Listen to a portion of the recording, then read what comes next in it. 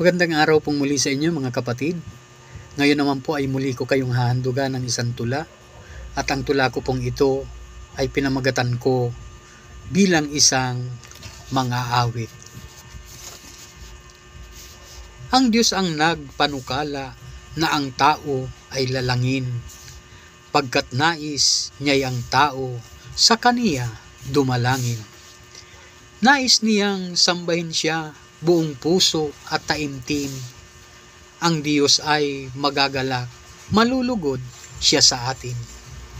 Ngunit tao ay marupok, hindi naging masunurin, napuot ang ating Ama, sumpa niya'y darangasin. Ngunit ang Diyos palibhasa ay lubos na mahabagin, hindi niya itinulot na ang lahat ay sumpain. Pumili ng mga lahi na gaganap ng sagutin upang siya'y paglingkuran at siya ay dakilain. Salamat sa Panginoon, pamilya ko'y nahirang din. Mayroon ng karapatan, gantimpala ay kakamtin. Dahil ako ay hinirang, di na ako hihiwalay. Lubos na magtatalaga, sasambahin siyang tunay. Ang buhay ko'y iuukol sa Diyos na Amang Banal. Lulubusin ang pagsunod habang ako'y nabubuhay. Ang tungkulin na kaloob, aking pagtatalagahan, ang pagiging mga awit, hinding-hindi ko iiwan. Ang tungkulin na taglay ko, ang Diyos ang siyang nagbigay. Ito'y dakilang kaloob, katumbas ng aking buhay.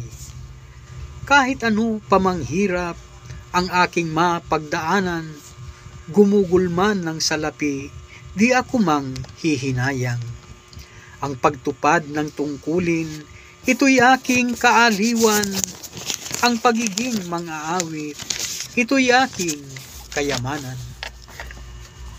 Kapag ako'y umaawit, nagagalak ang puso ko, pagkat aking damang-dama, ang Diyos ay kasama ko. Kapag inaawitan siya, lalo't bagbag aking puso, pag-ibig niya'y nadarama, siya'y hindi lumalayo. Hindi niya binibigo ang lahat ng aking samo, lalo't ako'y may pagluha, yakap niya ay dama ko.